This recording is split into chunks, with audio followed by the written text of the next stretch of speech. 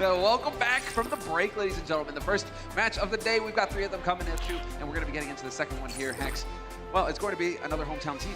Yeah, we have the Gladiators, a lot of fans here from the Gladiators. We also have the Toronto Defiant going at each other. This is kind of a must-win for the Toronto Defiant. They've had a rough stage so far. Stage 3 has not been kind to them as they try to retool this team. Let's take a look at our standings here, and you will find the Defiants, well, in Stage 3, all the way down at 18. At 0-3, you're kind of looking at having to win out for even a chance at the Stage 3 playoffs here. Gladiators at 3-2. They've obviously played more games. If they can win this one, it looks like they could lock it up, but God, it's so tight up top up there. You know, Defiant, they're trying to make those plays, though. They are trying to make the moves that could get them those wins at the end of the stage. It's not done yet because they have gone ahead and made some roster additions. Mangachu and Logix have been added to the roster. Mangachu, if you've been following Contenders, you're going to be familiar with his name, and also, obviously, he's been around for a bit. But Logix, he's Overwatch League veteran. Yeah, he played last year for the Florida Mayhem, but there's a lot of ties that bind these new players to the Toronto Defiant team. Of course, Logix is a former Montreal Rebellion member with Gods and Sharik on this team. He played on XL2 with Mangachu. And if you don't know of Mangachu, you haven't been watching Overwatch for the last 4 years because he's been a Pharah god for a long time. I think one of the reasons he didn't get into the league sooner is because his pool is just strange. Very good at Pharah, plays a very good Junkrat. Of course, he plays Torb on the ladder. But other than that, it's going to be interesting. But if you want Pharah, who's been played a lot, Mangachu's your guy. Okay, he's been played a lot recently. Let's get it straight here. Yes. Yeah. All those heroes that you listed, we haven't seen for like 6 months to a year. Yeah. So now Mangachu coming into the roster could make all the difference. Let's go ahead and take a look at the Gladiators schedule as well. Their opponents who they'll be going up against today. And the Los Angeles Gladiators, I mean, they got that loss versus the Titans, but then they lost against the Shanghai Dragons. The other 3 wins, I mean, fair enough.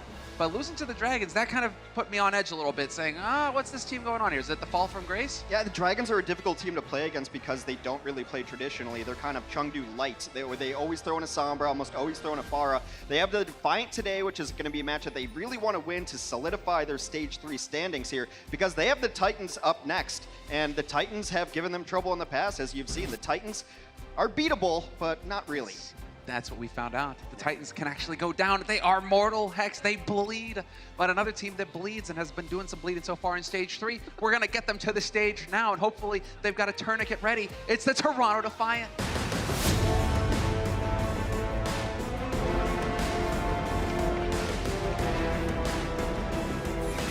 Proper epic music. Go! There he is, leading the way. Yeah, no name on the jersey means he's a new addition. Mangachu, hailing from Canada himself. He has worked so hard for his Overwatch League moment. He's been on the grind for, well, I want to say 4 years now. I've been casting this guy for a long time. He played on a team called Renegades once, and it was the best 5 minutes of Pharah I've ever seen on Nepal Shrine. Didn't miss a rocket, it seemed like, the entire 5 minutes. So now it seems like Toronto wants to switch it up. Maybe their compositions will be different because a lot of times they were just playing standard 3-3, and it has not worked out well for them this one. No, they are one of the teams that have kind of struggled with the meta, haven't quite figured out how to get that coordination going, but they have the evil mastermind on their team now, along with Mangachu. Perhaps that will bring the team together. They will finally gel as a unit. They're going to have to, because we're going to get their opponents out on the stage now, the Los Angeles Gladiators.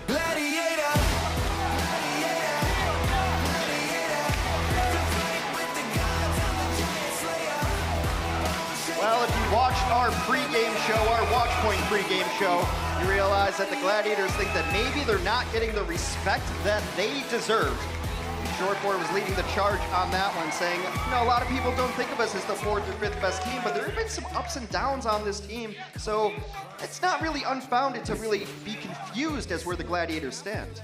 Is Short4's hair getting a bit out of hand there? I could have swore he was wearing a headband when he came out, like some bandana. He was going to go all karate on us, and then it was like, no, it's just more hair. I think it's the playoff of an NHL playoff, or the equivalent of a playoff beard in the NHL. You got that? Yeah, I'm just going to keep riding it until we win season or Stage 3 finals, rather.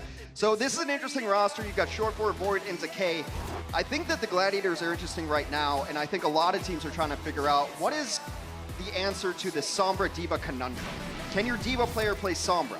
And that's really important. Or do you have to have someone else go off it? Are you going to run a Zarya-less comp, which some teams have run to minimal success? But here's the Sombra usage for the Gladiators. Decay is played at the most, Short4 second most, Hydration a little bit, and then Void generally their Diva player only 9%. And when your Diva player doesn't switch onto the Sombra, other people have to switch, or you have to run a Zarya-less comp, which requires perfect execution to get kills because you're losing all the Zarya damage. Yeah, it's, you hit the nail on the head, Hex. Having your Diva player being able to play your Sombra, it just gives you so much more flexibility in the roster. Here we do have Sure4 on the main stage, so I suppose we can expect it to be him who's going to be, going invisible and hacking people. No fun allowed. Let's go ahead and take a look at our maps now, presented by Toyota. 4 maps coming at you for this match, and we'll be kicking things off on Nepal. Well, in the current Stage 3 meta, you look at map sets and be like, are these good Sombra maps? Because Sombra has been the defining hero in the Stage 3 meta. Nepal, you can definitely run it. Nepal, I mentioned Mangachu was one of the best Pharahs I've ever seen on this map. Not so much Sanctum, but maybe when we get to Shrine and maybe when he gets to Village, then he will shine on the Rocket Queen. Can still go Rocket Queen here. Just go Pharah every point. Just do it, Mangachu. Live up to the hype right now. We may be getting double sniper. I'm fine with that. I'm fine with that. That works too. It works on this point as well. Mangachu's hero pool is very interesting. He's like generally just a projectile DPS. He's got a good Hanzo. We'll see if it works. Very different compositions as the Gladiators choose to run a pretty standard 3-3 here, except their Roar is going to be on the Winston. No surprise on Sanctum. A lot of jumps, and then Primal Rage can be an absolutely fight-winning ultimate. Yeah, interesting angle. Oh no! Huge cleave, but there it is. Shaz showing that Zenyatta can do some damage too. It's not all about the snipers. Beautiful duel to kick things off there for the Los Angeles Gladiators. They've got the man advantage, they've got the shield and the positioning now. Mangachu trying to do whatever he can here to put some pressure on Roar, but Sure4 is going to find the kill on Gods, injecting him into the chasm. And that is going to be the Los Angeles Gladiators picking up first control. The early kill on Ivy hurts doubly so because you're running a Mercy in this composition, hoping to get Resurrection, so dying in an unresable position is brutal. The chase down late as Ivy is out of spawn, and now it seems like we're going to see changes. Let's see how Mangachu's Brigitte holds up at the Overwatch League level. Yes, into jail you go. Now it is going to be the mirror situation, but this is so painful for the Defiant now that their opening gambit has failed them. They are behind on ultimates, and the Gladiators are the one who get to set the tone. They get to go charge again, and they are the ones who get to decide, right, we can maintain ult advantage from here on out if we play it right. It's on the Toronto Defiant to break the system here, to throw the Gladiators off their game. Well, I mentioned this might be a statement game for the Gladiators. The Defiant have been struggling, and now they've got new players. And if you're the Gladiators, you want to solidify yourself as a top 4 team, you need to absolutely dominate. They are not even in the discussion anymore. They absolutely have to dominate, you're right. And then they have to take it to the Titans and nearly dominate there too, because right now, as far as the Gladiators are concerned, it is the fall from Gates. The Spark have definitely taken their spot. Yakpa, nice dodge on his side. Self-destruct's going all over the place. Gods gets a double, but then Shaz and Bingus, the deadly duo, drop 2 on the side of the Defiant. Then it's the Gladiators who will stabilize. 75% on the point. I do not like using ultimates there for Toronto Defiant. It's throwing good money after bad. You just noticed that the Los Angeles Gladiators used a ton of ultimates to engage in that fight. A bunch of check marks finally came up for Toronto. So you reset there and you try to win the next fight and hold it back, restabilize your economy. But they threw good money after bad there. And now they're in a world of trouble. Primal Rage up. Now it's Yakpung. Gotta try and chuck him out. Get him out into the chasm. Go for those environmentals. It's the only way you're gonna make it happen, buddy. But the overtime wicks a burden, and who's going to be able to touch the point? It looks like Aid was there, just barely getting a toe on it, but he is going to get double teamed now by Void. Roar gonna be throwing himself in there as well. We've lost Sure4 for the Gladiators. The Defiant still battling from behind, and Aid is going to flip the point. In the meantime, the Gladiators going for the gambit. Oh, the goose is loose! That's big. Just when you thought it was over, pulled it back to the brink. You're right. Here I am writing him off like, right, the Gladiators, the gambit is, we will allow you to take the point, we will destroy you in this fight, and then we'll just cap the point at our leisure, and that's it, it's over. If Goose doesn't come up with both of those kills, the Gladiators is back to square one. Huge play there. Now they have to push into a Graviton Surge. The moment God's demech, this will get chucked in there to hold him off. Very likely. There's the grab.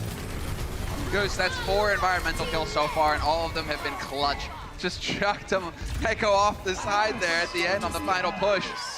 And that is going to be the Los Angeles Gladiators taking the lead on Nepal 1-0. Yeah, pretty one-sided there, 21-5 in terms of final eliminations in favor, obviously, of the Gladiators. But I really think there was a moment where Toronto could have reset those fights. They had the faith in the team that they were going to be able to pull it back with the ultimates. It didn't happen, so they were behind the 8-ball nearly all game. There we go. This is where I want to see Mangachu. This is where I've seen him dominate, but the goose was loose here. 4-5-1 kills on a single round? Yeah, that's monster. And look at this, both of these are just huge. This completely turns it around for him at the end there. So important for the goose to come up big when it mattered most, and he does it again and again. Shaz. I like it. Are they getting the read? This is some intel on their side. They're like, what are we likely going to be running into? Why would you go Moira otherwise? Maybe because there's some rockets that are going to be flying through the air, Hex. I mean, it is still interesting, though. The Gladiators are running this Zarya-less composition here. You still have a Winston and Diva kind of divey, but then you have Short 4 on the ground. It's just been a composition that a lot of teams have not had a great deal of success with. Woo, that was a spicy rocket. Shaz just got pinged. Defiant now going to get to play their game by the looks of things, and this is where they get to put the Gladiators on notice. I'm loving it. And Roar gets in the back line, though, and there's just not enough to deal with him. He takes down Ivy very early. Gods is hacked. Gods is gone. And immediately, the Gladiators take a dominating position on this map. Oh, buddy, everything working out perfectly there, starting with the kill on Ivy. It all kind of falls apart for the Defiant. And once again, same thing. This is, I mean, do you agree with this, or should they try and give it another go? It's still early days. You know, it's still only 20% on the board here for the Gladiators. You want to go for wholesale changes already and back off of your strategy? I don't think you bring in Mangachu to play Brigitte for you. I think you bring in Mangachu to play Pharah and give him more than 30 seconds on it and try it out, but it seems like the Defiant going back to their old ways. Yeah, tough indecision coming through here. That's not going to help things. Decay just getting put on blast in the back line there. I know where you're going from. I know where you are, but he's working on that EMP. And right now, the Defiant pressing forward onto the point. Yakbang gets hacked. That's going to force him to have to, just swing his hammer and hope that he survives. Gladiators, they're under pressure right now, but there's Roar. Enough is enough. He decides to get in here and start sowing some chaos in the back line. Gets pushed to sleep, but the damage is done. Coalescence does a lot, goes through barriers right there as well, and it's going to be a short life here for Yakpung. We haven't even mentioned Yakpung here. It had been Shriek for a while. Yakpung had one amazing map on Gibraltar where he came in and started hitting 5-man shatter, so he had individual performances. It wasn't enough to get Toronto the win, and now Toronto is behind it again. They have a nano boost. The nano should go to either Yakpung or Ivy to get them close to their ultimates. They will have a ton of ultimates, but Decay, the ultimate disruption hero in Sombra, EMP ready. Exactly. This is where it's like, oh, you wanted to play the game? I don't think so. It's not happening because he can swoop in, and there you go. No ults allowed, no abilities allowed. He hits everybody he wants there. 2 quick kills for the Gladiators, and they slam the door on the Defiant. That one is just about over here. It's just Lucio on the point, battling barriers, but I don't see a world in which the Defiant come back unless the stall is the best stall I've ever seen on Shrine. I mean, it's possible. Nice stun, but no follow-up there onto 8. He will survive by the looks of things. That could be annoying, but Blank Shatter can't get there. Can't get on the point fast enough. Nice try, but the Gladiators will take the first map of the series 2-0. Puts them up 1-0 so far. This is the domination we wanted to see from the Gladiators to put them in the contention for one of those top teams. 35-5 in eliminations. That's the domination the Gladiators are going to put down. We will go to map 2 when we return. The Overwatch League is powered by Intel. Game, record, stream without compromise on Intel Core i7. And by Omen by HP, the official PC and display of the Overwatch League.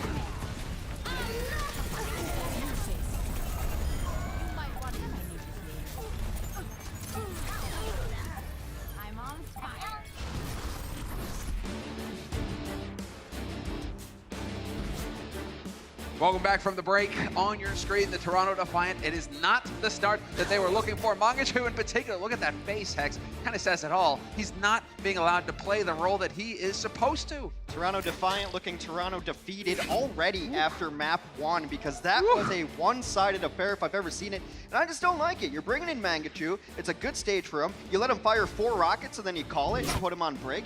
Didn't work out for them. I mean, there's compositional things to take into account, but just let Mangachu shoot rockets. All right, let's go ahead and take a look. We have a sub coming through here. And yes, that's right. He approves. There is a sub. There's a sub, in fact. To cheer up but it's Mangachu. for the other side. Hydration is going to be subbing in for Void for the Los Angeles Gladiators. Going to be curious to see how this pans out. We have seen this in the past. It's not the first time we've seen Void get benched for Hydration. Well, especially when we go to assault maps, the Gladiators always have something up their sleeve. Especially you go to Paris, they like to run bunker comps. There's a lot of interesting stuff. A little deeper pool than Void, perhaps. Yeah, and bottom right of your screen there, you guys can see match of the week. This bodes well for the Gladiators. They are in the match of the week versus the Titans, and they are definitely looking pretty solid here. I mean, granted, one map does not a story tell. Yeah. We have to see how the whole series plays out. But, guys, don't you guys have a phone? I'm pretty sure all of you have a phone. On that phone, if you go to Twitch, you tune into the stream, be sure to hit the notifications. If you're a fan of the Los Angeles Gladiators, a fan of the Toronto Defiant, be sure to hit notifications so you know when they go live all the time. You don't want to miss their matches on the stream. If you can't happen to, obviously make it to our glorious arena here in Los Angeles. So be sure to tune in online. Maybe you can get one of these nice little, you know, Overwatch League, I don't know what they're called. Text your hips. Pop socket. Pop sockets, there you go. Pop sockets. Let's get into the second map, brand Hex. names, Let's get into the whatever. second maps. All right. Next Horizon. I didn't like... I don't know. The Defiant just need to find their identity right now. They've been struggling in the 3-3 composition. I thought making all these changes would allow them more versatility, but they're not sticking with it. They're not going with it. But Horizon is a weird map. You can run a lot of different stuff on it. I'm really interested in what the Gladiators want to run, and I'm really happy the Gladiators are going to take care of business, right? Because if you win today, you're pretty much locking up your stage 3 shot, and then you don't have to worry so much about Vancouver. And then maybe you don't even show Vancouver your new stuff, because the Gladiators are such a creative team that they might have new strats to go into the Stage 3 playoffs. It's a fair point. It's a fair point. Right now, we may actually get to see a little variant coming out here from Los Angeles Gladiators on the offense. Lunar Colony does lend itself to some crazy strats every now and again. We have seen Widows in play. We have seen the Snipers. So right now, it's the Gladiators kind of getting an eye on things. They might be counting on Sureforward here to get an early scout, confirm what is it that we're going up against. Oh, buddy. Well, now they know. They're going up against a Bastion composition, so how did the Gladiators decide to try to handle this on offense? We got an Ashe in the mix, too. Ivy on the hit scan Ashe can be very good when teams want to clump up. If a team's running a 3-3 against you, you hit that Dynamite, and you've got Bob on the ready. Yeah, I didn't even notice that. We have an Ashe. I don't think I've ever got to cast Ashe yet. Seriously. Yeah, sick. We haven't. Yeah, we've seen very little of it. I don't think you and I have gotten any of it. We haven't gotten to cast Ashe at all, X. This is sick. Okay, cool. Let's see how it pays out now. Because Los Angeles Gladiators, well, they're trying to go for the push. They've got Hydration on the Bastion. It's going to be Bastion on Bastion mech action here. The future has arrived. But the Defiant so far, it looks like they're holding on. They've got that high ground. Counter bunker. It's all about shield cracking right now. With Shaz on the Roadhog, and so much damage you can put to the enemy shield. This is all about cooldown management. That's not the Dynamite that you want. Oops. Oh, in the mid-air. There you go. Decay with the headshot. Takes him out. Yoink. They drop 2 off the edge as well, and now Toronto Defiant in full retreat onto the point. They have to wait for everyone to get back here, and they have to sacrifice positioning to do so. Now it is the offense set up on the bunker. Decay's got eyes. He knows where everybody is. Gets a shot, not the kill, though. Woo, that was so close, Neko. You better be counting your lucky stars. You barely survived that one. Point blank obliteration coming out here from Hydration. Aid will bring Mangachu back, but Decay in the meantime is going to work. Ivy's out of the fight, and now this is going to be set up here for Hydration to really start just wearing down these shields. Defiant, you're not going to have anywhere to hide when there's a Bastion set up on the point. You know how we talk about you don't want to run 3-3 into the Vancouver Titans? The Gladiators have proven that they are one of the best bunker teams in the entire league. And Toronto comes out missing a key piece to the bunker in the Baptiste. You saw it. They're able to throw down the Immortality field from Big Goose, and it makes all the difference in the world. No one can die. You have to focus down the Immortality field itself. It's just that confusion for Defiant once Hydration gets on the point set up. He's like, wait, I thought we were the bunker. What happened there? 2 quick kills coming in for the Gladiators, and it's looking like Defiant are falling apart here. Mangachu gonna get melted. The Gladiators gonna be making that progress. One tick of permanent progress so far picked up. There's two, and it's on the Defiant. Now they have to challenge. Hydration and tank mode gonna make it difficult for them though. This is why I love the Gladiators have played to their strength this stage. You bring in hydration and short four, and then who knows what you're gonna run. A big bomb over top and a kill onto Shaz might be enough to solidify. Oh, the instant sleep. Sick play there from Nico. Yakpung so low. 96.5% Hex. They are so close to pulling this off on the side of the Gladiators, but this is definitely looking like the Defiant will stabilize. Oh, so close, but Defender's advantage coming in at full force, and they will stagger out the Baby Diva as well. And a hair's breadth away from taking it. The Gladiators are now going to switch to compositions. Looks like they want to transition into a Ryan 3-3. Mostly when you see the Reinhardt, the 3-3 will follow. So a lot of compositions you can run in Overwatch right now, but Ryan is usually only the focal point of one of them.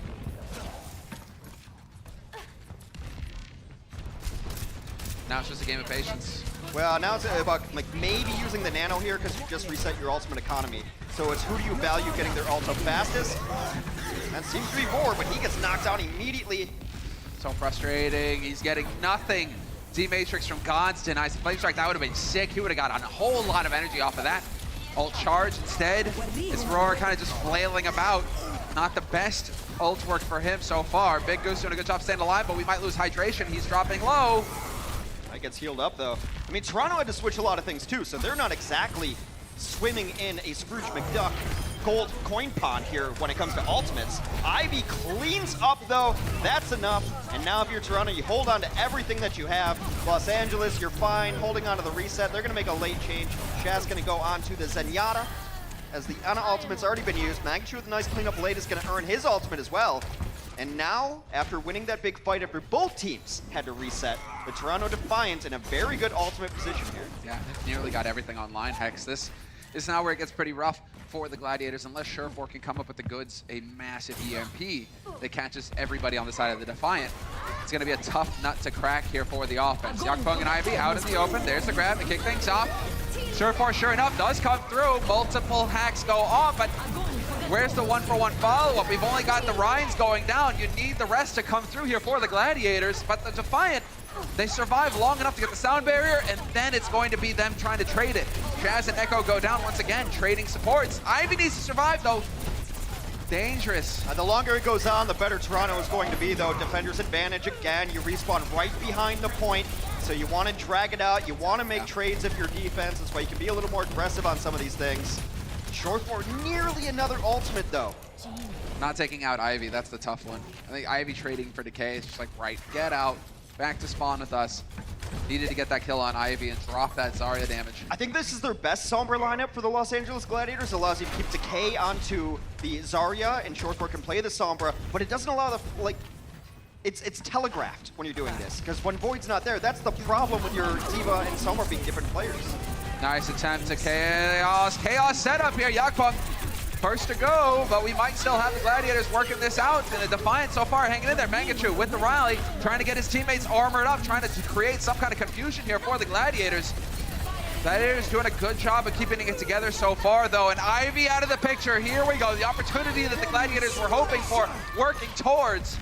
And with no Zenyatta means no Transcendence. Very difficult to defend against getting grabbed. They used the barrier late. It wasn't quite there at the time. The Gladiators will close out Horizon Lunar Colony on their first offense. Solid work there from the Gladiators. Eventually, it paid off. Not the fastest take on their side of things. Unfortunately, I feel like they perhaps could have snowballed it right off the first point. But we'll be taking a quick break, and we'll see how it goes after that.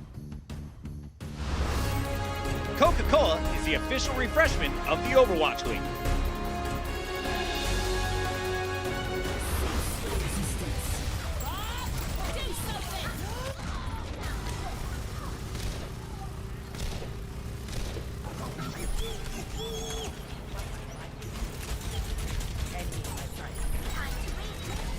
Let them out.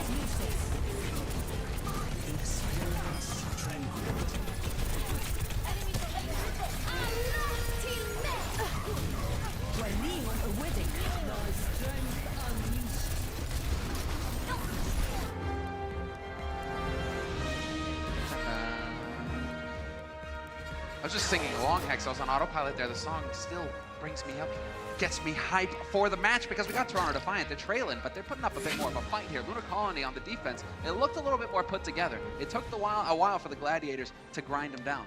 Yeah, I mean, a lot of that comes down to switching your composition after you have to go an offensive bunker, which is not something you always see, but the Gladiators ran that offensive bunker very well. They had the Baptiste, which is always going to tilt things in your way. They cracked shields, they got the kills, and pulled it off. But then they had to make wholesale changes, so you want to get up to ultimates. The EMPs weren't the greatest, and it wasn't necessarily the EMPs themselves, it was the follow-up. They got a couple big EMPs, but weren't able to really get the kills off of that. But still a respectable offense. 90 seconds in their bank here.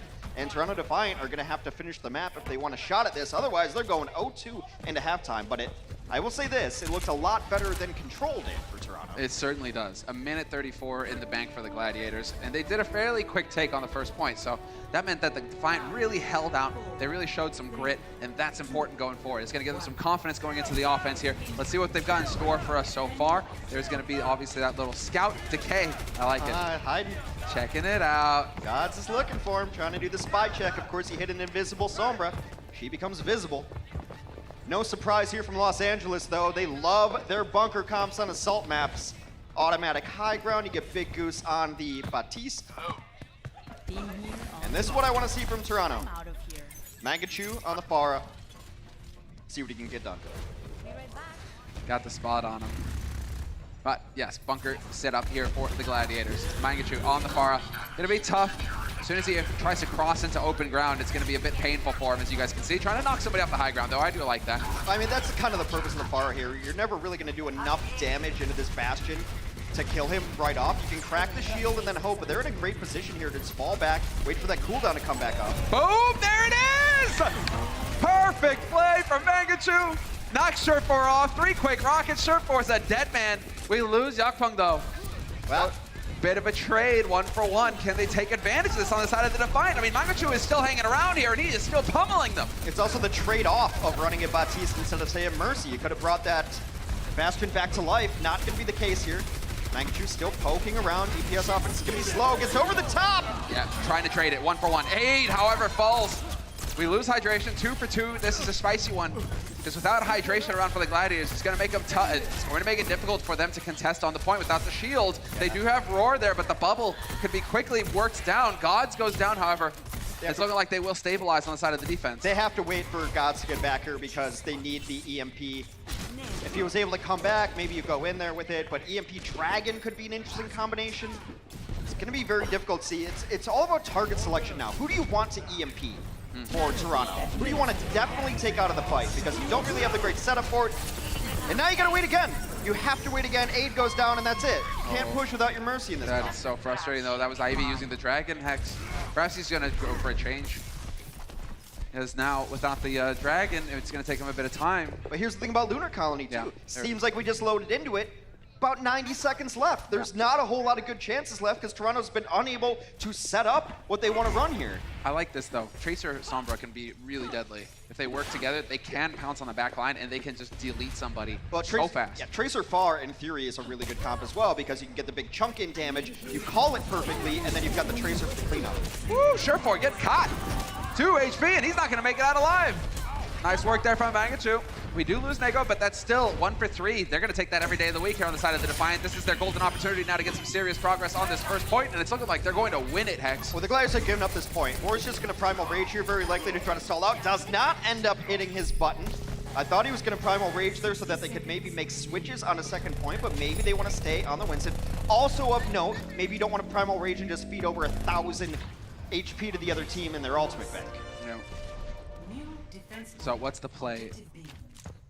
Now it looks like full changes here for Toronto. They're going to go back to 3-3. 3-3 the Sombra. This time Ivy on the Sombra. So many teams running just so many different compositions. This is where Shanghai has it figured out. We've got our guy who's going to run Sombra every time. No pressure here. Los Angeles is one of the few teams that will run Bunker on second point as well. They do it on Paris all the time. What's interesting to me is that Defiant, it looks very quiet on that team. Okay, good. Like, we see Gods talking a little bit, Dark Funk as well. But they seem very quiet. They're like more spread out. I'm so used to like Fusions on Boston, who's just non-stop. Oh, they've got the corner flank. They come around the edge. Ah, there it is though. Boom, deleted immediately. Surefour there with the double. You just ran right into the blender. Tried to be sneaky and he got snuck. Really nice EMP from Decay, takes him down there, and then Short Force just loving life at that point in time. Well, you have no shields, you have no nothing, well, I'm bashing, everything's dead. Yeah, but then Mangachu's like, hey, All right. I just got back from the mall. I have a blade. I've been watching Mangachu play for years, and I've always kind of considered his Genji to be suspect. So he's going to go over to Genji right now. Well, it's not. He's got a lot of better heroes. Let me say that. Okay. It's not his best hero. Short Force going to go onto the Torb this time instead. Really interesting comms on both sides, but now you got to go. You got to leave. You can't go in with Neko down. No. Unfortunately, you lose Manga. No way to reflect the Tesla cannon. The big problem for Toronto right now is that they're losing so many important heroes on the entry and seemingly for free. It was the bugaboo of their first point, losing people early and often, and now it's the same thing plaguing them on second. But that's what I was trying to allude to earlier in terms of like trying to see who's actually talking right now. It seems like it's 2 or 3 or 4 guys, and each one's talking one after the other. Who's the one who's like the fusions, who's just like, right, go now, everybody listen, drop what you're doing, and go. You listen to the one guy who's calling the shots. Trying to keep an eye on things here for the Defiant. Who has that role right now? Mangachu eventually gets tased. And now you have to leave. Now you can't do anything. Going for the hammer kill! Let's go, make it happen! Come on, Sure4! I think that's a little bit of styling on Mangachu, who is known for his hammer kills. Keeps a list of people he's gotten killed with hammers. So Short4, a little bit of a pizzazz, so to speak. And now Short4's got an ultimate we barely get to see in Molten Core. You start throwing those orbs around and no one can even touch point. Ivy's EMP is going to be critical here. It's like taking scalps. Is that what's going on here with the knife kills? Pretty much, yeah. Well, I'm thinking knife kills. You know, that used to be a major thing where the pros you would hate the person for life if he knifed you, right? So is it the same thing for hammer blows, right? I don't think so. Neko, next time they're at a bar, just not buying him a drink. Nah, sorry, nah, Sure4, nah, sorry, out of cash. Go see if I'm in the next bar over. All right, let's see how it pans out. Sure4 going to work right now on the point, just blasting them. It's chaos. It's just all-out warfare, but they are finding some kills coming in here on the side of the Defiant. Couple going their way. Very good, but it zones everybody out. They can't come back in. This allows respawns to come in hot and heavy for the defense. And that one should just be about it. He got gods out of it. Yakbung's hacked, so he can't use his leap anymore, and that's huge for Primal Rage. And now they kind of have to fall back at least a little bit. And a huge anti takes down Ivy. Time to go back home, Serrano. You got one more shot at this. Oh, wow. Just greed. Let's go. In this case, it's good. Mangachu goes down. Roar going to be able to give plenty of ult charge over. Coming through. Big Goose, yeah, working on it. There we go. Going to have that window up again. Big Goose had the window as well for the last fight. That damage amp. It's what makes Gladiators such a dangerous team when they get into the playoffs and when they have to play the top teams. They've got their own unique style that teams aren't scrimming against. They're not playing against very often. I mean, how often do you see Torb? Not very often. You got Torb, Baptiste, Ana, Hydrations on the Orisa. Like, how do you prepare for this? It's kind of like the Chengdu style of, you can't practice against this, so we're going to beat you on it. So deal, unless you have excellent fundamentals. And right now, that actually might be working against the Defiant. When you've got new players on the roster, you're still trying to figure out the coordination. Oh, Aid hits a clutch barrier. Otherwise, Neko was dead there, and that push would have been dead in the water. It might still be, because we've only got 20 seconds, and they are getting EMP'd into oblivion. Gladiators, all the kills seem to be going their way. God's getting DMAC is not going to help things here for the Defiant. They're down to 10 seconds on the clock here. Hex, the final push. And the Gladiators looking comfy as all get out. They can EMP here and then pray. Ivy is on the point. They're going to have to wait for people to get back in here. Trying to get a remake actually as well from Gods. Preemptive ultimates come out. Ivy dies right away. I love that Sure4 turret just plinking away in the corner as well. Oh, but this could be a big dragon. Straight into the hard point. Hydration gets clipped a little bit, forced away from his barrier. But the supercharger is down, and that's going to help them just melt. Yakbung nowhere to hide. And now you're on point. You got nowhere to go. Sure4 is looking to humiliate some more players here. You're just not going to get through that door. Los Angeles Gladiators with the defense, locking it down. Short4 shows his pool yet again. This is the Gladiators' strength, that they can run anything at any time with this roster that you see on the stage. And this is the domination we expected and really needed to see out of the Los Angeles Gladiators as their run through Stage 3 continues. Let's see what our halftime crew has to say. The Overwatch League is brought to you by T-Mobile, now connecting 99% of Overwatch League fans. Catch your league on America's Network, T-Mobile.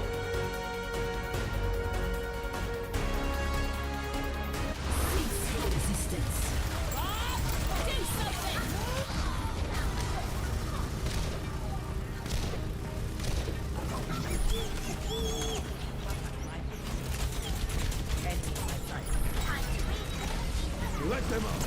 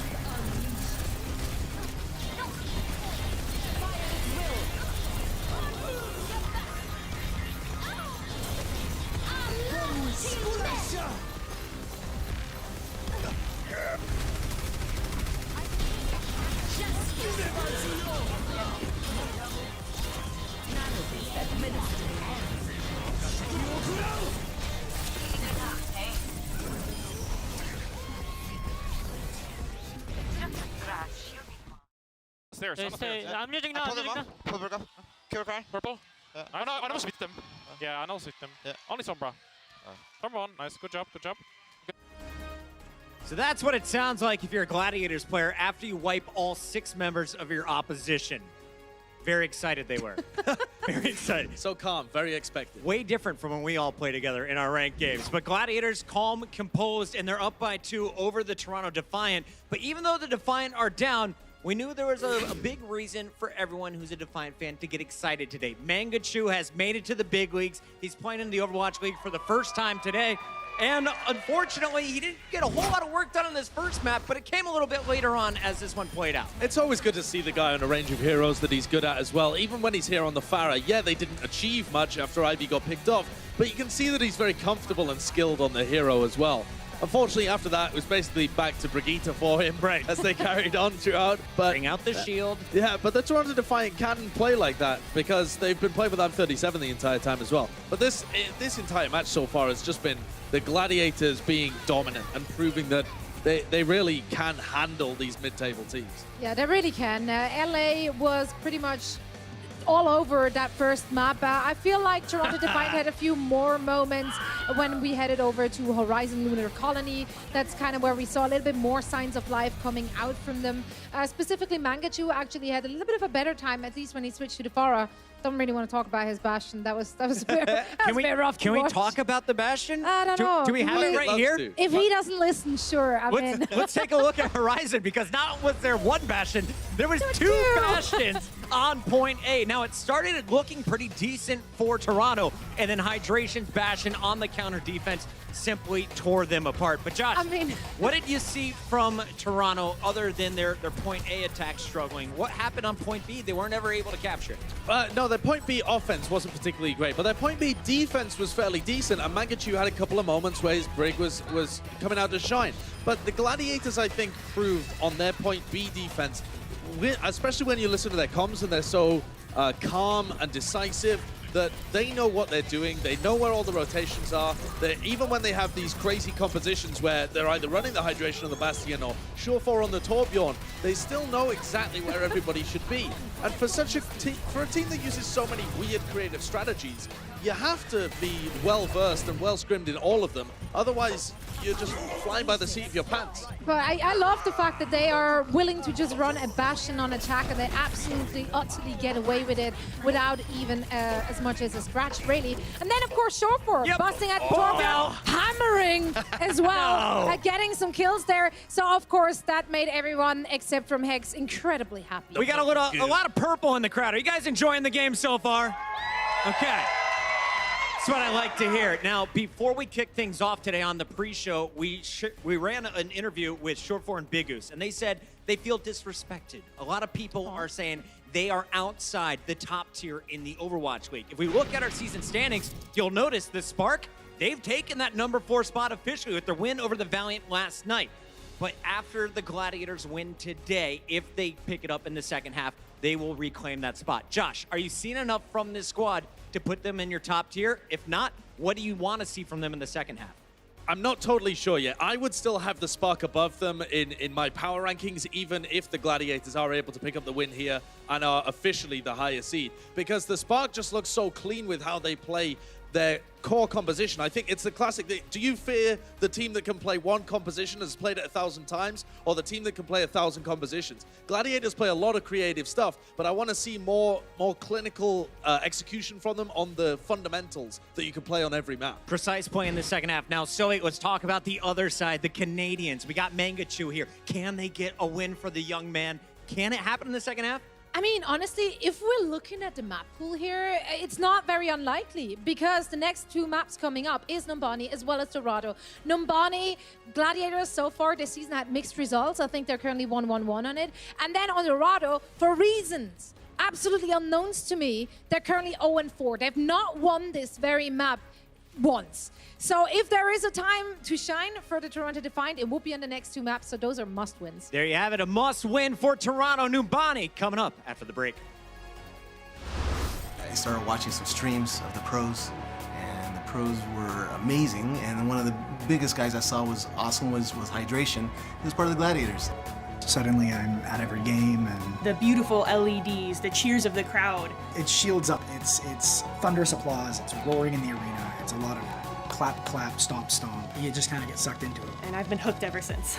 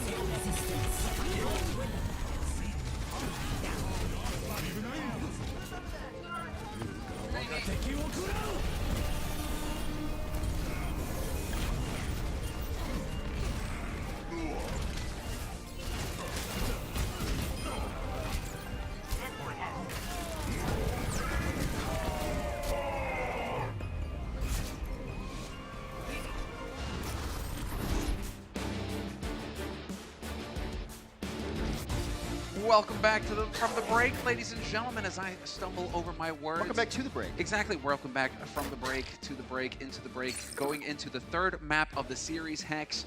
It is the Los Angeles Gladiators up 2-0 over the Toronto Defiant. The Defiant doesn't really look like they found a solution here to go up against the home team.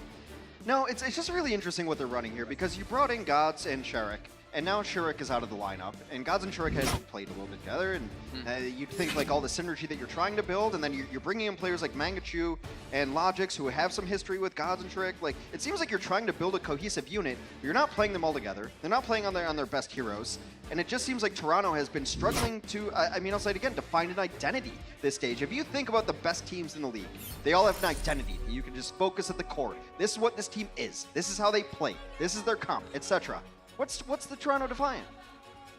Well, it's not Mangachu's face right now. That one's just depressing. Like, somebody needs to go there. Like, where are the coaches? Just give him a hug or something. Be like, hey, man, you're supposed to have fun. Don't worry about it. Yeah, yes, perhaps it's your first time on stage. We were talking about this in the break. Like, he's been working for this moment for years and years. Like, closed beta, Mangachu was playing this game. And now he finally gets his chance on stage, and he's getting rocked by people he used to play against in closed beta. Short4 styling on him. What are his signature heel? Are his coaches, you know, do they got his arms tied? Is he like, why? I worked so hard for this, So, I mean, I cut him a little slack. Toronto's obviously in a rebuilding phase of things, but you would like to see progress from a rebuild. Indeed, you would. You do not want to see them get stomped into oblivion by the Gladiators, unless you happen to be the Gladiators fans sitting in the front row. Right. So, the Los Angeles Gladiators up 2-0, and we do get, hey, a bit of fun here from the Gladiators. Pharah, Tracer, Sombra, I like it all. This is what this composition, this roster, this squad, this 6 on stage allow you to do. You can play everything with these guys. It is just one of their kicks, one of their punches.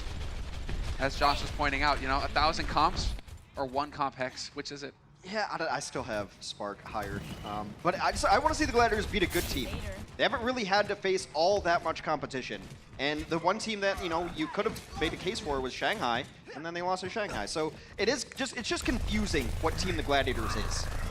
Yeah, they're a team that they beat Philly, but then I see what you mean. Philly right now, they're not taking offense, Hex. Yes, we know we're not good right now, Hex. You know, I didn't say any of that. We'll get there. We'll get there. Don't worry.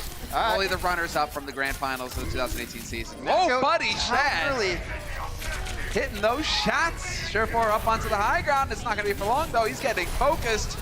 Tough spot for him now. Ivy going to be trying to apply the pressure, but the defense, it is looking like it's taking a few shots. 2 takes some permanent progress picked up for the Los Angeles Gladiators, and now it's all about delay on the side of the Defiant.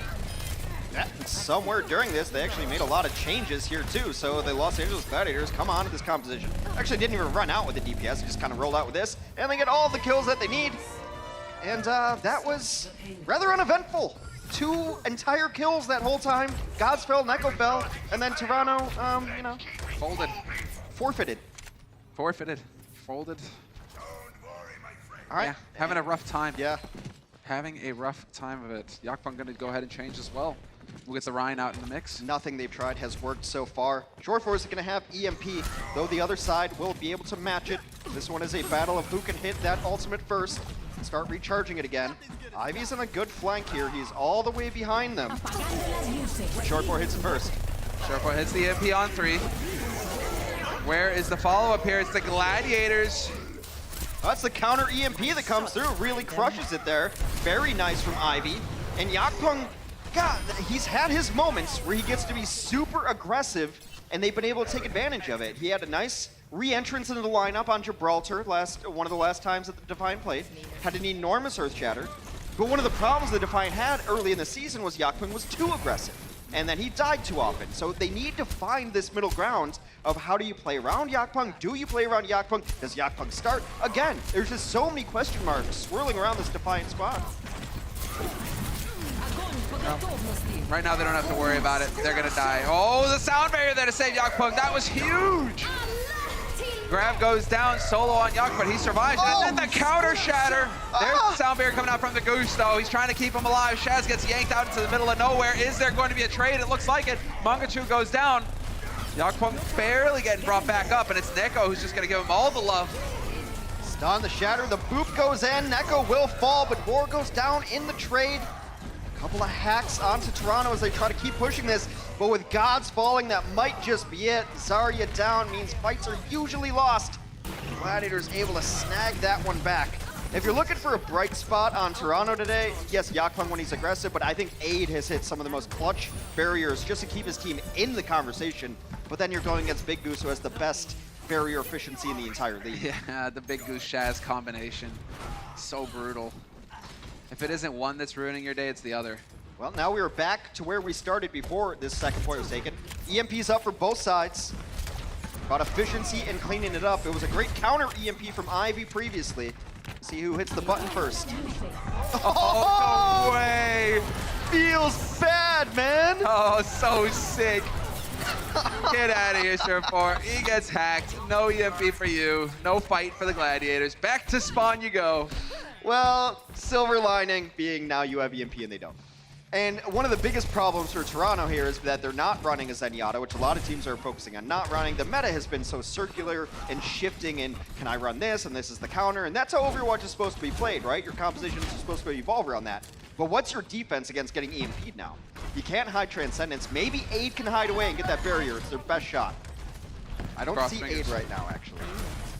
He's on the card. He got hacked. Yeah, he got hacked on that one. That's not pretty. No, they need to find the kills quickly here. 1 and 2. Aid the next to fall, perhaps. Sound barrier has come up, but no use using it now. No, this is just die on the cart and hope for it. Gods has to hold on to this Graviton Surge. There's no use using it. They will die there. A late kill onto Ivy, who got slept in the back by Shaz. And now still rolling through. Yes, they don't have EMP, but look at the Gladiators here. They've got Nano, they've got Shatter, they've got Graviton Surge, and again, there's not a much to deal with Graviton Surge. You can barrier it, but a good team's gonna be able to crush through that. Especially with this kind of damage possible. Well, they're gonna open it up strong here, Atlanta. Hoping to capitalize, but it's too little too late. Massive kills coming in here from Roar, who got boosted up, and he just gets to cleave his way through the defense. 3 points picked up for the Los Angeles Gladiators, as clean as it gets. Yeah, the Ivy EMP comes a day late and $1 short, and the Defiant are unable to mount some sort of substantial defense on Numbani. Let's see, though, if the Defiant can give us something to look forward to, some glimmer of hope, as they will be on the offense on Numbani when we return. Coca-Cola is the official refreshment of the Overwatch League.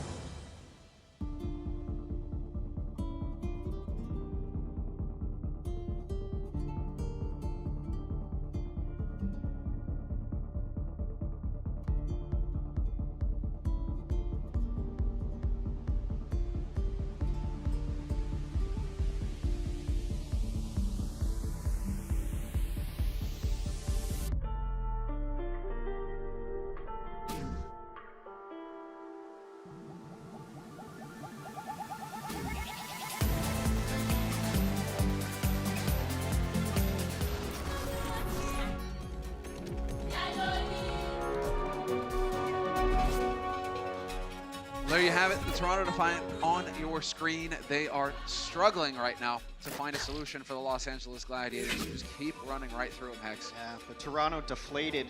No one up there talking right now, just not even communicating. You have to rally. You have to find something. You got to play for the guy next to you. You got to find something to play for.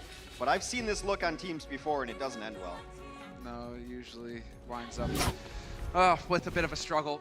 We're going face-to-face here, all along the Defiant side, but that is definitely the team, the look of a team that has not found a solution. So Gladiators on the defense, they're going for what has worked for them in the past, the little bunker approach here. Decay with the Bastion. They perfected it. They really have. And it's because Hydration allows you to, like, he can run Orisa. Not a whole lot of flex from DPS over to main tank. Doesn't happen a great deal. But Hydration has shown that he can run nearly everything. And then it allows Decay to play his best heroes, allows Short4 to flex on what's left. And Hydration, I don't think, gets enough credit on this squad. Short4. He was in the back line spotting, so they're going to know what they're up against here as far as the Gladiators are concerned. Means that they can move around and actually, yep, be ready for it. Nice attempt there from Shaz to hit the sleep. That would have been a day ruiner. And Mangachu, again, with the clever concussors, trying to knock people out of position, trying to get them off of that high ground. I like it. This is what you are capable of when you are playing on that Pharah. Yeah. I mean, as a Bastion, you want to reposition, but that leaves you vulnerable to getting knocked off of the top there. It's just a matter of where they want to focus the fight, because right now the Toronto are running a very segmented composition. A lot of damage has to go to that shield, but Mangachu in trouble on the backside.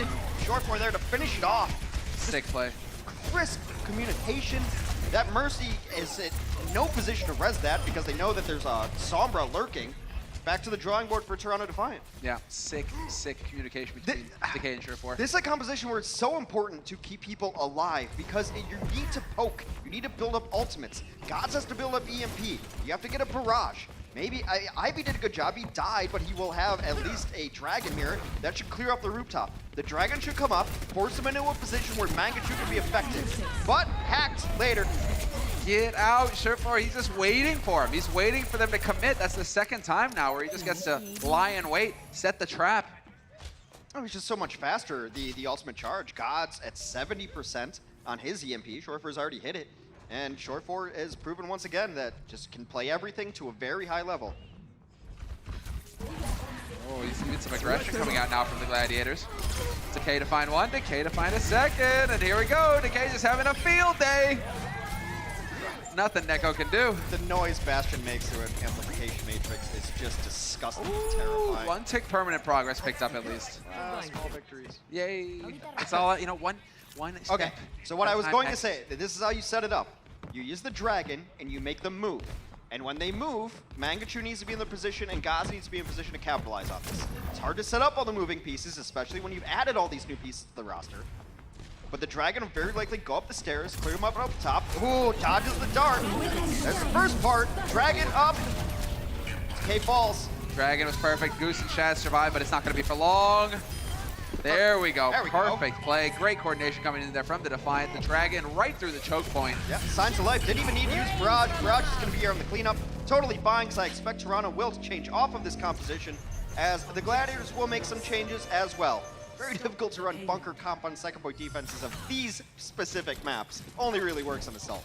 Yeah, very nice work though from the Defiant. Finally, the patience pays off. It didn't go their way the first 2 times, but they didn't let that get to them. No, I mean, and this is what the Defiant have been trying to play for in the first couple of maps. Maybe not the first one, the second map, of let's set up this big fight. Let's set up these big combos. But they were losing pieces early on, and you can't complete a puzzle when a piece gets knocked under the kitchen table.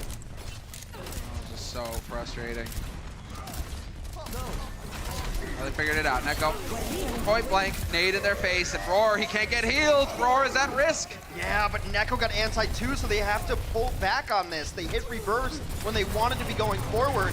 Now the Gladiators are going to capitalize on this, push all the way back. Gods gets out. Unreal. It's a big deal. Got to save that charge. Lucky stars are a thing there. Well, the camp is on. Get your bonfire started in marshmallows and graham crackers here. But it does seem like they're going to back up just a little bit, not the full-on aggro San Francisco spawn camp. It's just a scotch. Still holding close to the payload because they have that angle to work with for the Ryan. He is ready. There it is. Over the top, into the shatter. Wombo combo. And 3 quick kills mean that the Defiant are sent back to spawn, and the Gladiators, they're going to get to chill out. I think the teams that you'll see at the top of the rankings in Stage 3 are going to be the teams with the highest EMP efficiency, meaning how many kills from EMP targets are you able to get? How many EMPs can you convert into actual eliminations? It becomes so important that you're working with your team. It's a great ultimate, but it means nothing if you can't capitalize on it. Same thing we said for the grab. Roar working his way through, but it is the cleave, just not going to be good enough as Yakpung will find 2. EMP over the top just ruins the Gladiators' day. You lose Ivy immediately, but you got nowhere to hide if you're on the Gladiators, and this is going to be the Defiant just barreling through the defense. Another good cleanup there. I mean, there are signs of life from Toronto here. A big EMP has won them a couple of fights from Ivy. Yakpung has been swinging away, definitely a very aggressive main tank. And I think if you're gonna run him in the lineup, you know that. And you have to play around that style. This next nano boost from Neko, which will be up momentarily, could go to Yakpung. He's already got Shatter, but it's not that big of a deal. At least it will zone them off of the cart. Short-boarded lurking though with 75%, he's charging so fast. Exactly, that's the thing. You gotta keep an eye on Surefire right now. This might go to Gods. He gets that EMP, oh, nice pick onto Ivy. It's the best pick you can get, honestly, as a Sombra on the back line. It's really nice to kill supports, but if you're able to get the opposing Sombra, they're not charging, the threat is over, a team can't push without their Sombra really, and now he's gonna have EMP for the next fight. Whip shot! Greedy on the side of Surefire. That may cost him, he was trying to get that EMP going. Now it's going to go up the natural way. The question is, what do the Gladiators have to delay? Yes, that's exactly right. You rally up here, you maybe even throw in a Shatter if you can find 1 or 2 targets. All you want to do is wait for Short4 to get back into this fight. Wait for it. There's the Shatter. Gets thrown in. Nobody put to sleep, though. It is going to be the pressure getting thrown on. Big EMP going through, but Aid was around. He managed to dodge the EMP. He gets the sound barrier through. That's going to set it up here for the Gladiators to potentially hold, but the hydration, he doesn't get caught by it. Big Goose misses him with the barrier, and that means that you get a second point for the Defiant. Aid has done everything he possibly can to get the Toronto Defiant into it. That is his possibly 3rd huge clutch barrier that if he doesn't hit, his whole team dies. Mangachu shows up in the kill feed on the cleanup as Brigitte. They're gonna have rally for the next fight. Problem is, Toronto Defiant had to use a lot in that last fight. Just stay alive, just stay in contention. And their time bank will definitely be worse. They're working with a $1:20 right now on the clock. 2:24 still in the Gladiators bank, but you gotta hope for a finish. EMP ready. All eyes on Ivy though. There's the EMP.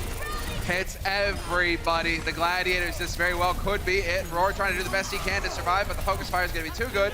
Hydration next to fall. And this is the Gladiators going down very quickly. They should be able to respawn and contest. It's gonna be cutting it very close though. Toronto's looked very good in reactionary fights using counter EMP to really stave off some of the other ultimates of the team. There's another EMP coming out for Short4 here momentarily. They lose Roar. They lose Roar immediately, but there's the EMP. Mangachu goes down. That could help. Yakpung as well. And now you're evening it out as far as the Gladiators are concerned because there's hydration with the rally. Gonna get that extra armor going. And Decay fully energized. He's going to melt your face. There's nothing you can do to stop him. And the Gladiators, they got 30 seconds to hold and they will win this series. There is a Graviton and a Shatter ready to come in. This is the time where you end up using both at the same time if you can. There is nothing on the side of the Gladiators defense to be able to stop this. Gladiators ultimately, though, would love to be able to just stall out. Toronto, they're not going to finish before overtime. That's just a series. It's just not happening, but let's see. Series. Roar. Looking for it, Shatter into it. Mangachu survives barely with the help, but then Roar is gonna go down. It's too much pressure here in the Defiant. They will succeed.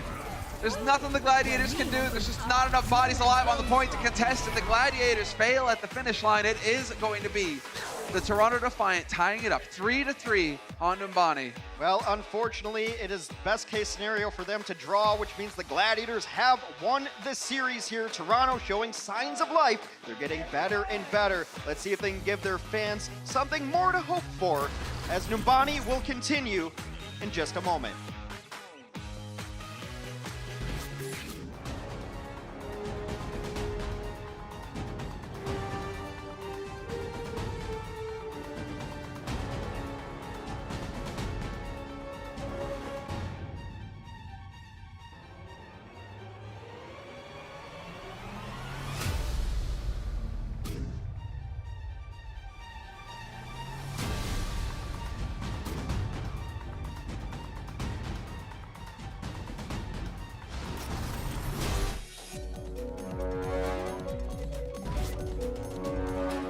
So the Toronto Defiant, they do find 3 points. They tie it up, but they did it in overtime, Hex.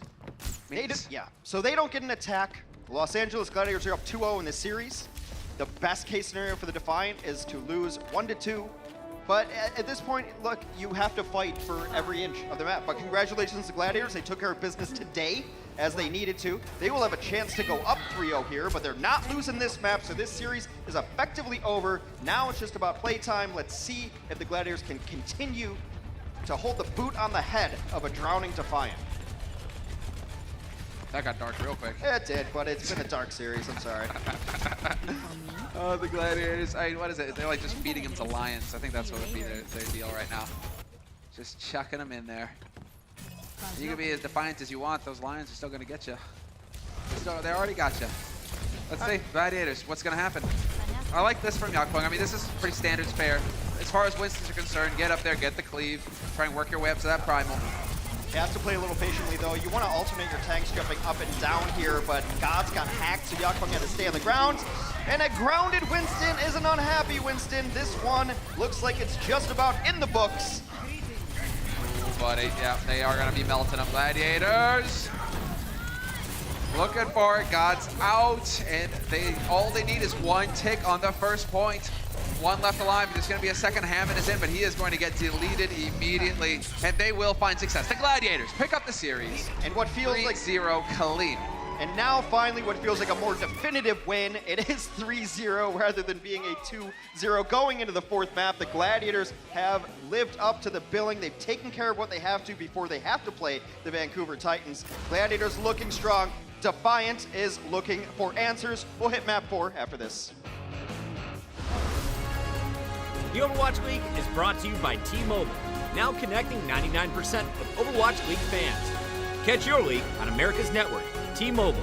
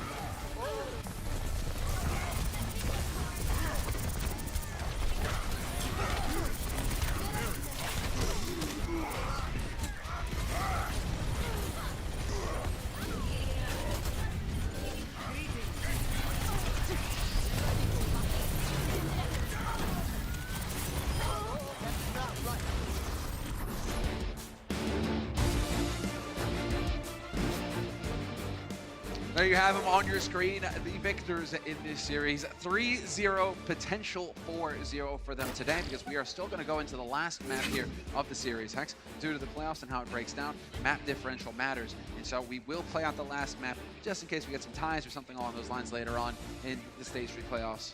And you very well may get some ties, especially going to the Stage 3 playoffs, because this was I mean, it didn't feel like it necessarily building up to it, but it is kind of a must-win for the Los Angeles Gladiators. You have to hit that 4-win threshold, and their schedule so far has been rough, and like I said, they have to play Vancouver again, and that's never an easy out, if it's an out at all.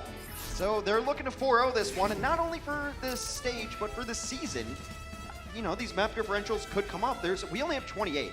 We have 28 total matches. There's very likely that teams are going to be tied in overall record, and seeding is going to be important, everything like that. So we play all 4 maps here at the Overwatch League. This one happens to be Dorado, our pure escort. You've seen a cart get unlocked. Now, you don't even have to unlock the cart. Just push it from the get-go. Just push it. Be interesting to see what the Gladiators want to run here on offense, if they're going to try to switch it up a little bit. It does seem like Toronto at least is going to try a different strategy here. They've got an Orisa. It's interesting. Interesting is a way to put it. Well, Tracer, or no, excuse me, Widow Yeah, that's a Widow. A Widow Pharah composition here on defense. It's a little bit interesting. I'm just kind of curious, Yakpung here. Sometimes you'll see this with a Wrecking Ball, just a disrupt, but you know, it allows at least the Ana to feel safer up top, and also allows the Widow to peek behind that shield. So, interesting comp. Not the first time we've seen it, and now we get the Top Gun battle. Hydration gets goosed early on, but gets healed back up. Yes, and we have Rory switched off the Hammond, so we're going to have him on the Orisa now. So we will have that floating barrier making its steady progress. Mangachu! You gotta hit two.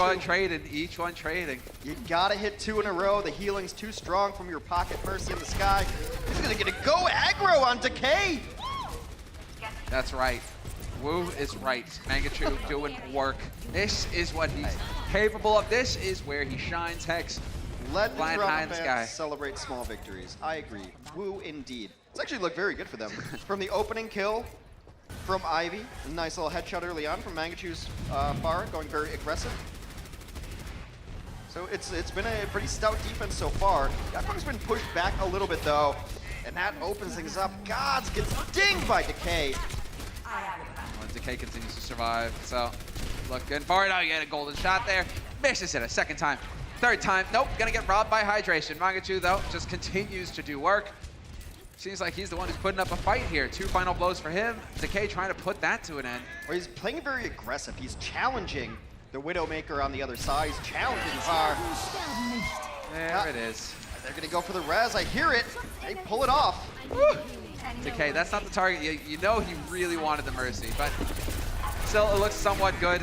Nice hack onto Mangachu, gonna bring him down. Surefour has to be careful, but Surefour has got an EMP, so this is gonna set it up for the next fight if his teammates will let him use it. I mean, right now it's just Hydration and Decay going to work. It's just been battles across the map of one Widowmaker versus the Pharah Mercy combo, and then the same on the other side. But Decay comes to life. You may know him mostly as Azaria, but he's also very capable on these hit scan heroes. Clicking heads, taking names. Yeah, he did better than Ivy. Ivy's sitting on 1 final blow. Decay, 5 of them. So yeah, 4 of those were headshots. It's a spicy time. Look at him, he's just grinning. Well, I'm glad I waited. I just do this all day. Dude's at 45% scoped accuracy. Nearly 50% of his shots are hitting heads. Yeah, buddy. Oh, this is the Decay show. This is the Decay I like to see. I mean, when you get the sniper play. Yeah, you know what happens? They heard it was your birthday, Semler, and they decided they're just going to play Widow for it. Yes, please. Thank you. This is all I wanted all year long, Hex. Oh, huge EMP. Catches 5, but it doesn't matter because Decay gets gods again. This is how you do not allow fun on the server.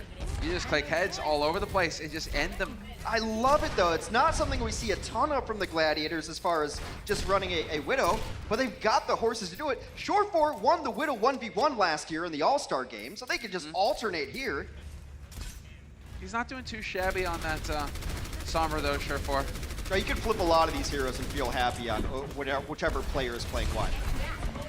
Looking for Yakpung. Will be able to make his way out. Nice attempt at taking Hydration out. Hydration just going to go ahead and commit with the barrier, with the barrage. Takes down Yakpung. Mangachu blows himself up. And just like that, somehow, the Gladiators sneak a second point. Get it in there with ease. Decay continues to put on a show. Echo falls on the headshot. What's he at? I mean, he fell a little bit. Only 41% critical headshot accuracy. For shame. Out of 9 final blows. So, I mean, 7 of those are headshots. For shame, Decay. Asleep on the job. Oh my goodness. All right, Surefour's got EMP. He hasn't really needed it so far. The Gladiators continue to roll through Dorado.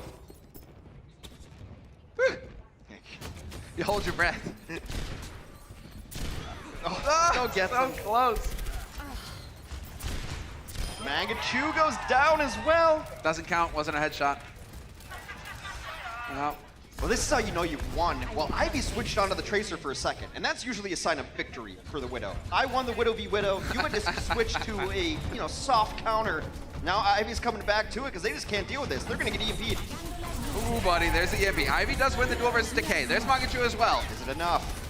It still could be. I mean, that EMP is going to wear off eventually, and this is going to leave Hydration at risk. Hydration finds Mangachu, though. That's an opening. And Roar going to work, takes down Ivy. They still are in this fight. Losing Shaz is going to hurt things, though. It's only 3 alive here for the Gladiators. It's going to be so hard for them to win out. Respawns are pretty important here. If they could get out with 4 alive, I think they'd be pretty happy with it. And they will be able to regroup. So now it's kind of a soft reset. All the reinforcements around the corner. Gladiators ready to fight again. Yeah, there he is. Oh, hydration. Saying hello. Yakpunk, that's uncomfortable.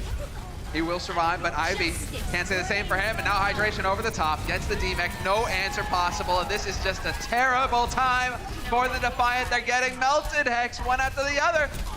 Point blank rockets. This is brutal, and now there's nowhere to hide. They've got infra sight up, so now the spawns can't even sneak out on them. This is going to delay just a second. Where's this Mercy going? Where did you think he was Look going? at this! Decay hits 3 in a row! It's just Decay right now. It's like everybody's got to pay attention to hydration at the point, and that just leaves him open to take pot shots all day long.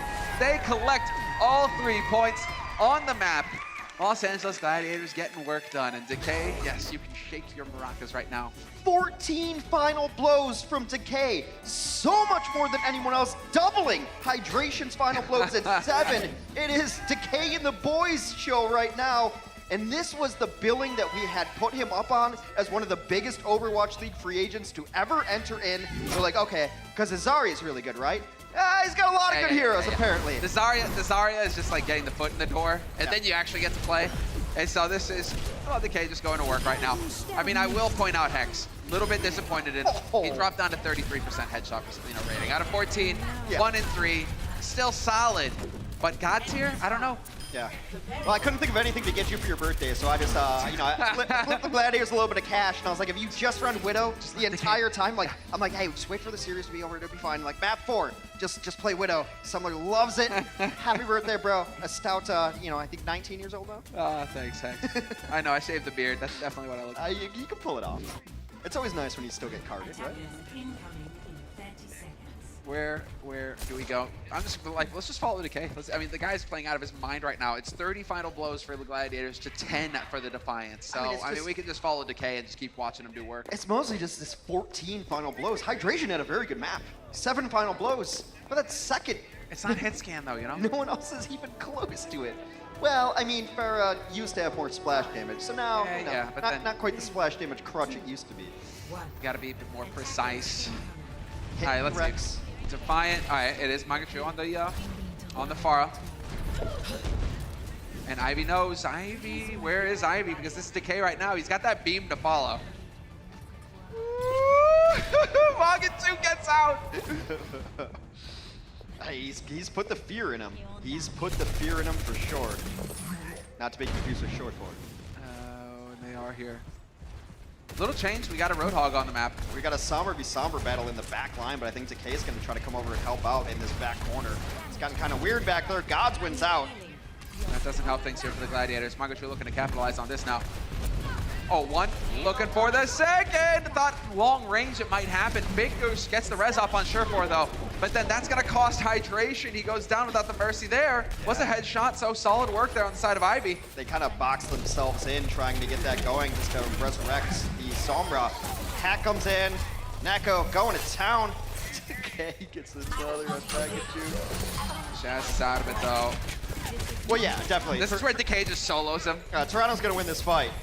But, this series is effectively over, so I'm just being entertained by Widows. Sick. Sick. Come on, you gotta get him. Don't let him get out of there alive. Oh, there we go. Neko finds it in the end. The 1 pellet to the dome will drop hydration down there. As Defiant continues to push. I'm gonna be severely disappointed if either of these teams switch. I am having a blast watching No these switching guys. allowed. Lock it in. Lock it in, admins. All right, Surefour is going to have EMP. God's very close as well. Decay's going to have Infra Sight, so we'll see how that duel goes, because a lot of times the Widow wants to hold it and pop it second. Second Infra Sight usually has a little better angle on it. If they both pop at the same time, then Widow's just both go hide for a while. Nice kill, Surefour. That should be a retreat kind of time now for the Defiants. They've lost half of their squad here. As the Pharaoh Mercy go down, now it's just all the cleanup here. Neko's still going for it. He's gonna get bullied out. Oh, they're both so low. Decay is still running the game. Ugh. I don't know. You tell us, Neko. You can't seem. Why is the payload Can't stopped? get a job. It's not actually stopped. It's going back to you. Okay, Nako is going to switch off this now. Now there will be 2 supports finally for the Toronto Defiant. No surprise though. Little under 4 on the clock. Both Widows are going to pop Infrasight, which means they will both likely avoid each other unless someone's got the guts to go for it. Short 4 against Gods, that's been a little micro battle too. I do not envy our observers in these kind of chaos compositions here. Everybody's all over the place. You've got Sombras fighting Sombras all alone. Ana's all alone, Hammond's all alone. You got Fair Mercies. It's tough to follow. Oh, nice EMP though. Mangachu gets clipped by it. Where's the follow-up? Defiant playing it very safe, able to make a clean exit. They only use Yakpung, lose Yakpung in that. Decay's kind of quieted down a little bit. Only 2 more kills to his name on the defense. He's at 16. Oh, God, gets the EMP off but eats a rocket. And Decay takes down Mangachu again. Big Goose. And everyone else was EMP'd, but it didn't matter. The kills are what matters. I would have liked to go for the headshot there. Style points. SMG, no fun, no honor. Oh, I thought he had that one. That's close. All right, now we're below 3 minutes for the Toronto offense. No switching, no switching. No switching allowed. Come on.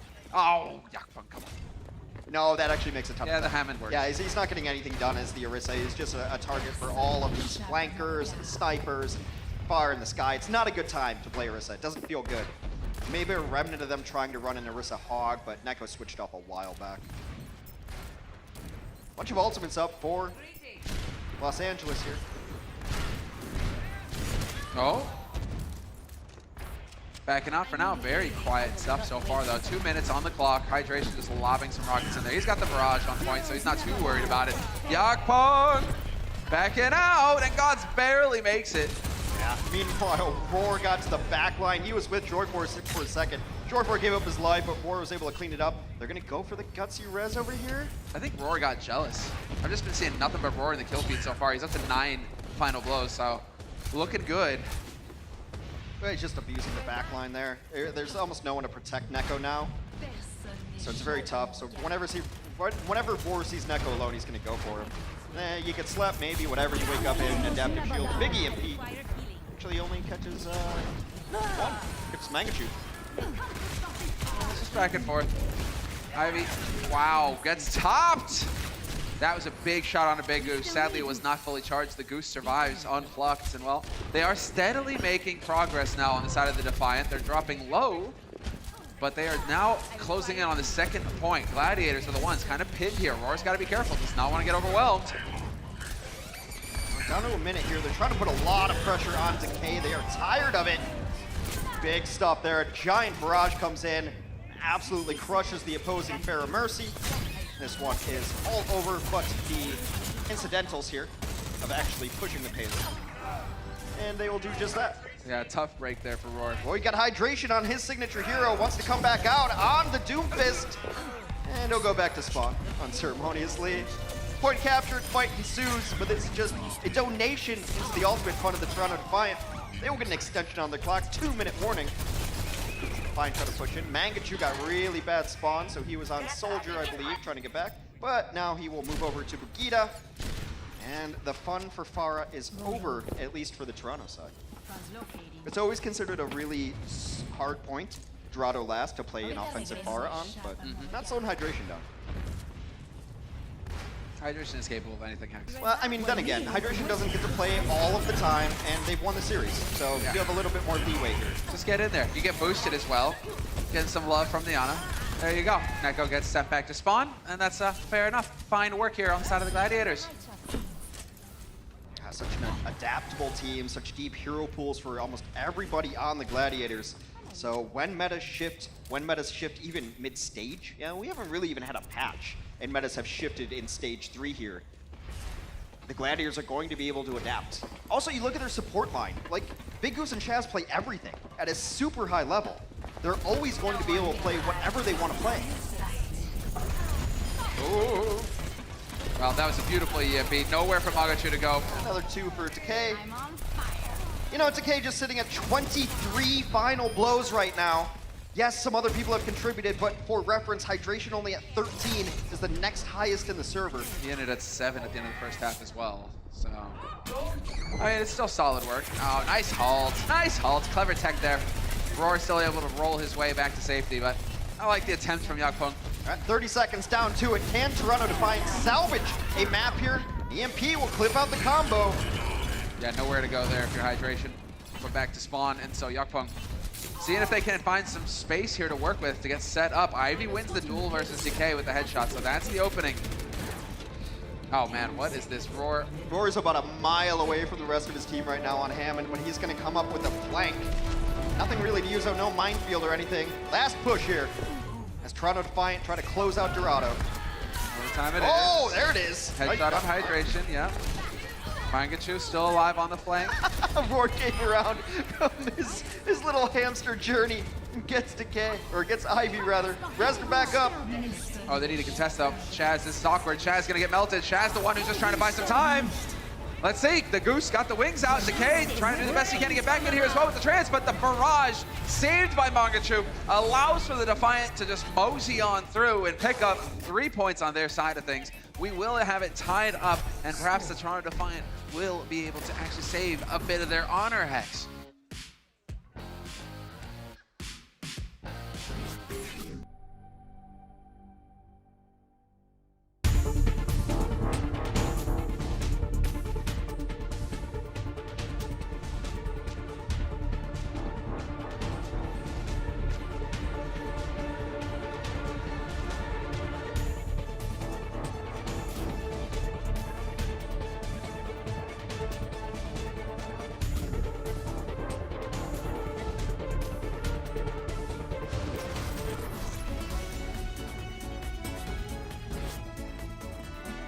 So we'll have more of the Toronto Defiant offense now. They finished it up. They tied it 3-3. Unlike a Numbani, though, they get more time to work with here. Going to be that minute, and we'll see how far they can push the payload. Gladiators will be on the defense. You can see they have 3 in the bank on their side of things. So this is just going to play out, rinse and repeat. Well, Toronto trying to save a shred of honor here. It's not been a great series for them. They even proved as the series went on. I thought our previous map was a little bit closer for Toronto. But also, you want some possible momentum before you pack your bags and head down to Atlanta. They got 2 more games to play in our Atlanta homestand, too. And that's going to be tough to adjust to.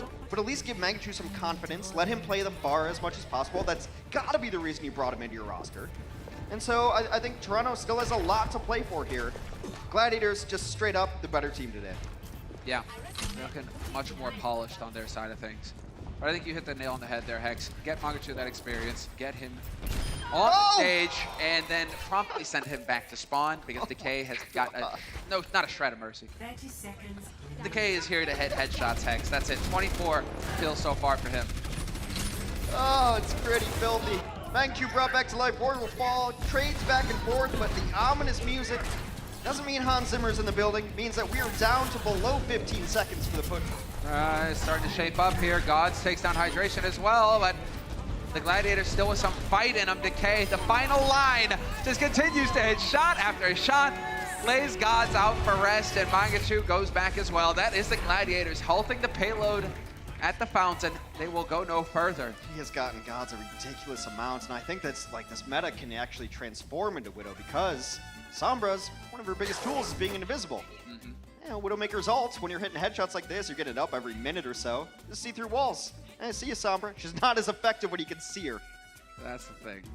And, well, it's just, you got to give it to him. 26 final blows, nearly 30%, 29% headshot rate. I mean, it's still 1 in 3. It's not too shabby. It's not too shabby. No, we'll give you that. It's pretty good. It's all right. And you got 26 final blows. Hydration at 15 again. The next closest. Mangachu, see, from Canada. Looks a little happier now. I mean, Yeah, now you can be loose, right? exactly. There's really, like, all the stress is off.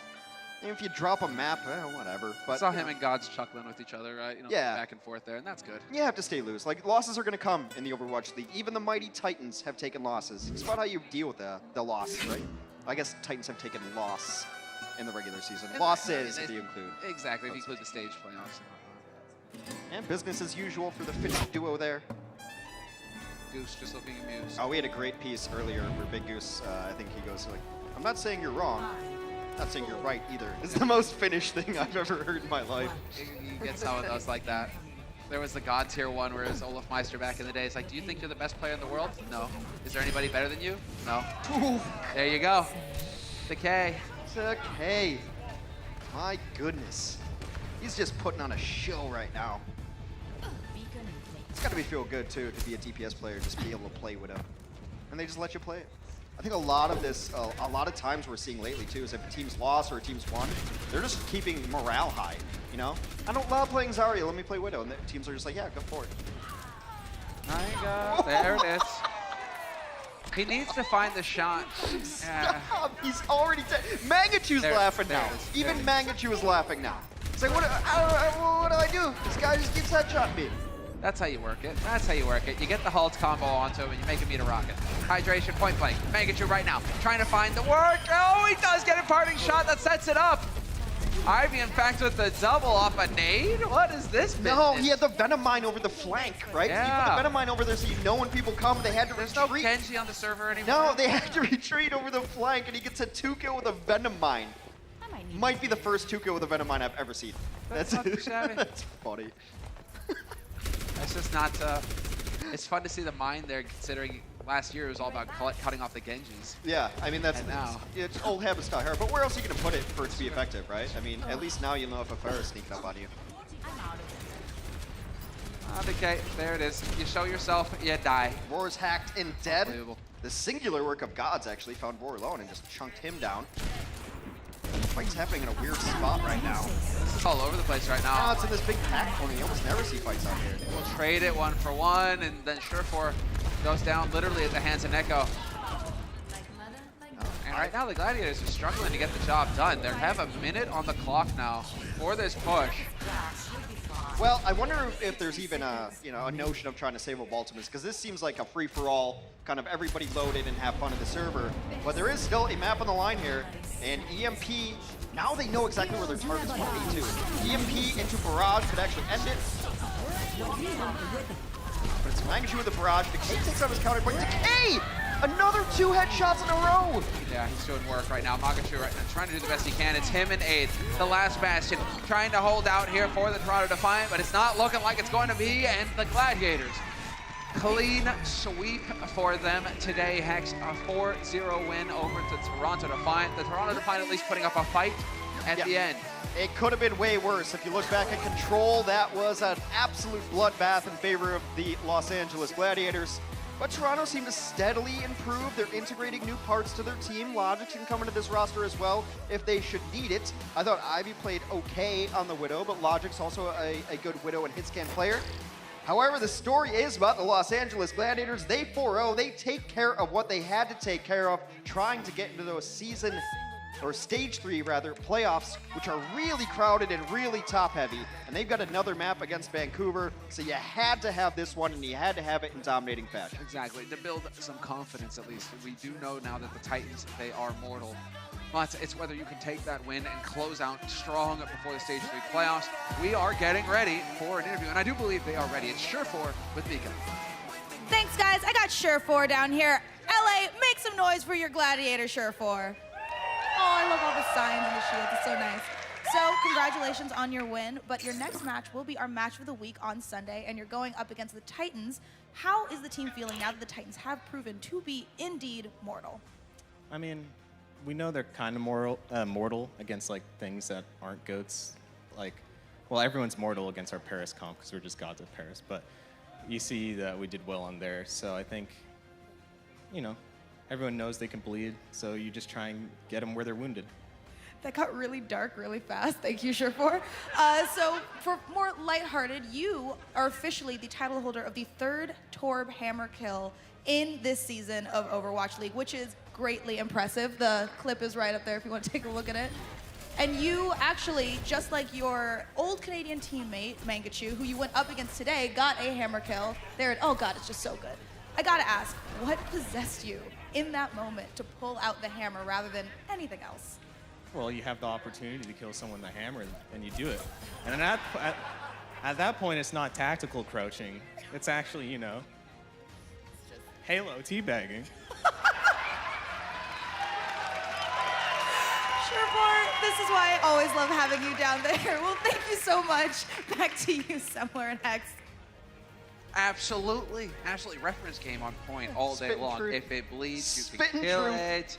I mean, that's all it is, the Halo teabag. I mean, there it is, man. You get the kills with the hammers, you're making a statement. Yeah, also to do it against Mangachu in his first game. Mangachu's team, you know, unfortunately, there's a lot of red tags on that board now. A whole lot of teams officially eliminated from the Stage 3 playoffs. The Valiant, oddly enough, have clinched because they're 5-2 with a really good record, but you had to get to 4 wins, really. We almost always say that with every stage, getting to 4 wins gets you close and at least up there, but now the Gladiators also worked on their map differential at a +10 now, which is why that map 4 was actually pretty important for them. It's felt like the Defiant were out of this for a while. Now they're officially eliminated from the Stage 3 standings in a rebuilding period. We'll see if they can come back stronger in Stage 4, but they still got a couple matches to go down in Atlanta as well. Exactly. They're not done yet with the journey, but you're right for pointing it out because look at the top of the standings here, 10-10. At least you're tied up there. If the Gladiators take down the Titans next, things are going to get spicy at the top of the stage. But now let's go ahead and take a look at our MVP, brought to you by Omen by HP, player of the match. Who's it going to be? Sure. So, I'm thinking, you know, Torb goes a long way. Played everything. I talked so much about the versatility of this team, and I think you see it even when Hydration comes in. If they could teach Hydration how to play Diva, they'd be completely unpredictable. It's just such a read on the Gladiators that when Void is in there, he's going to play the Diva and almost nothing else. And then they roll in these kind of weird compositions that teams aren't practiced for, aren't ready for. Short 4 with the hammer kill. Other people care about it more than I do. I was actually really impressed with his primary fire. I think it's a very good thing. But also, they just play everything. And then Hydration is in there playing everything. And it just, that's why it's such a difficult team to prepare for. And also, when metas shift, as they do no matter what, patch or not, this team will be prepared for it. He's the only player with 2 hammer kills on Torb Hex. Wow. The Fran has got something to say about it. Give him a 'Cause I think the Fran is the other one who's got it, right? Yeah, I think so. The Fran's the other one. But there you have it. That's it for us on the second match. So the Los Angeles Gladiators, they can go home with a grin on their faces. Congratulations to them. Mangachu was grinning too. Good on him. Excited to see more from him because, yes, Farah, any day of the week. Yes, please. We're not done here at the studio, though. We have one more match coming up for you here. Up next, it will be the Houston Outlaws versus the Washington Justice. We're going to take a quick break, and then we'll be getting into that match right after that. The Overwatch League is brought to you by Toyota, official North American partner of the Overwatch League. Toyota, let's go places.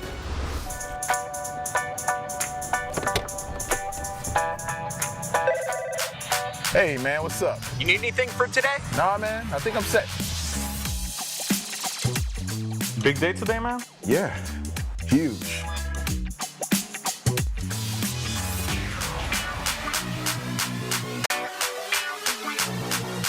Let's play some Overwatch.